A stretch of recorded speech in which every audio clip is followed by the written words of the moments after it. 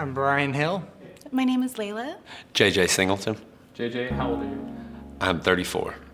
Do you know why you're here today, what we're talking about? We're going to talk about death and having a chronic condition that limits my life.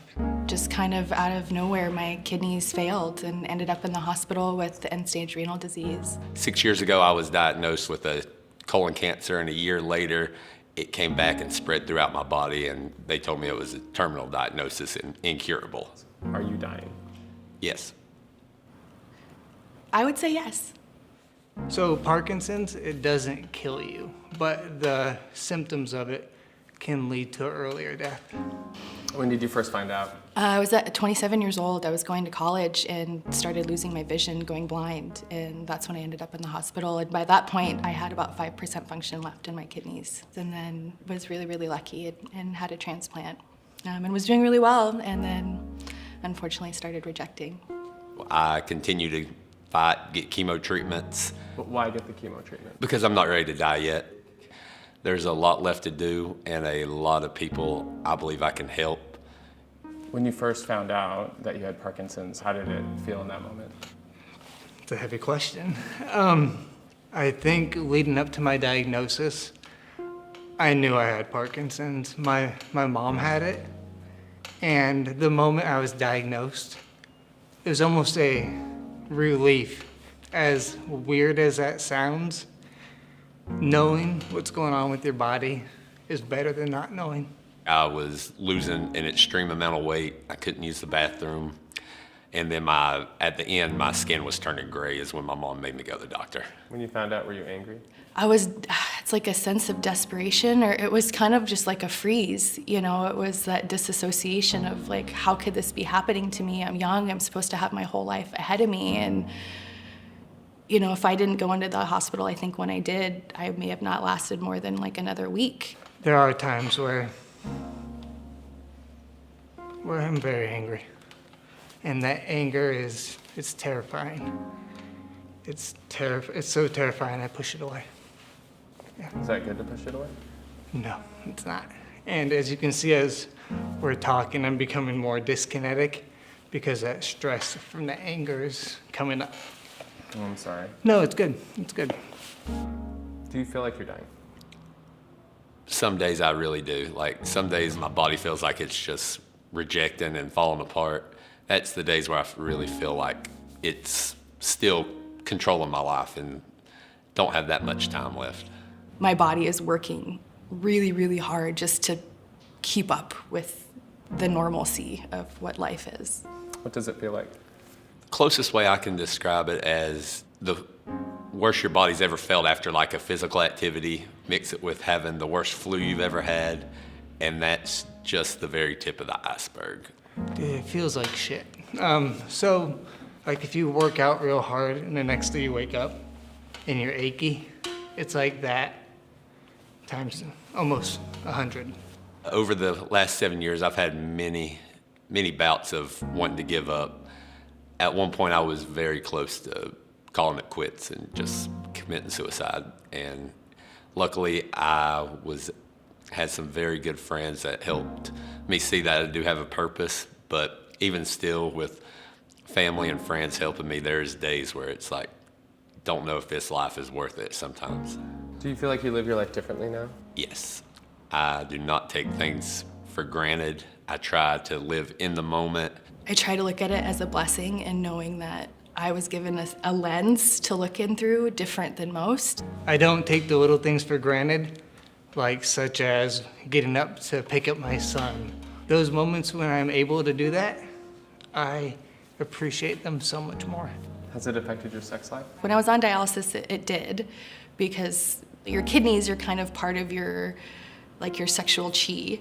I'd say now it hasn't at all. And I tell them, that I'm immunosuppressed and that, we just need to be really careful. I make sure that they get tested. How has cancer affected your sex life? Very, very much so. Like, it is virtually non-existent. So there's stages where it's just like, it don't enter my mind at all for weeks. It takes a little bit more thought process, like, hey, we're gonna do it in an hour, take your medication. Which makes it so romantic. Oh yeah, Like, hey, baby, I took my pill. Half hour, it's go time. Are you scared?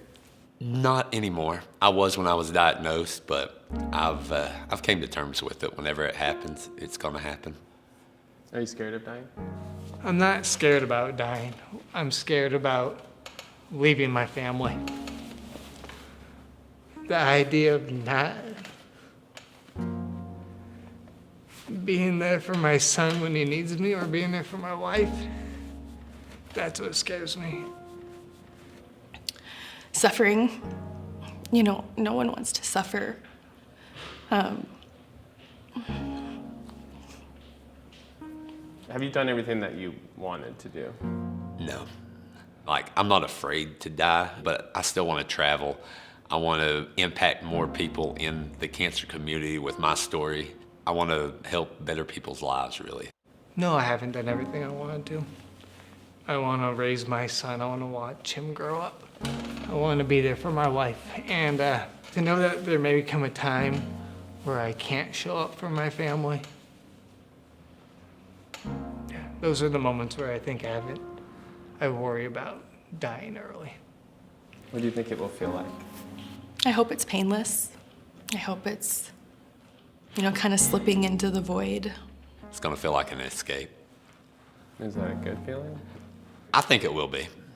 The way this condition works, I mean, eventually I will lose control of my body and I will be a prisoner in my body.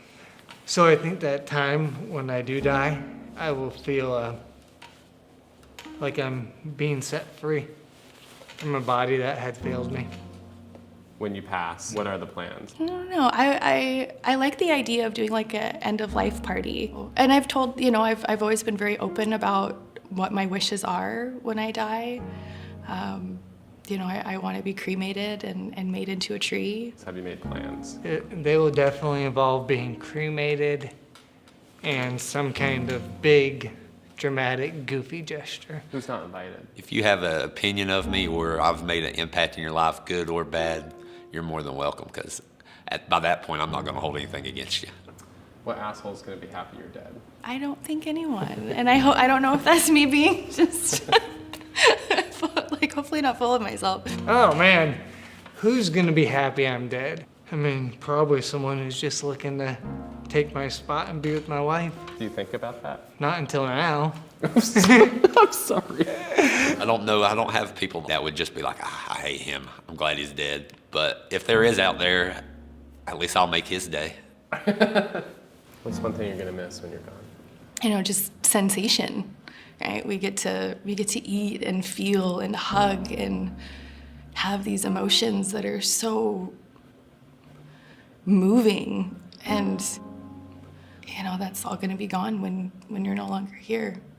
People, just the experiences that you have with different people, that's one of the best feelings that you could ever have. Just randomly somebody comes into your life, changes it, and makes you truly feel like you're special and they're special. What are you going to miss the most when you're gone? I'm gonna miss sex, that's for damn sure.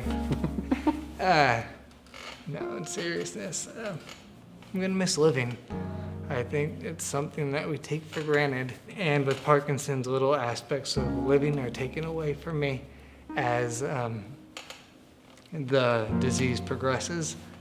So I think in a way, this sounds horrible, but in a way I'm kind of dying slowly. I've never put it in that language, but when I do, it sounds awful. I started with, are you dying? And you said no, Yeah. but then you said, I don't know if I'm not dying, I'm just losing my ability to live.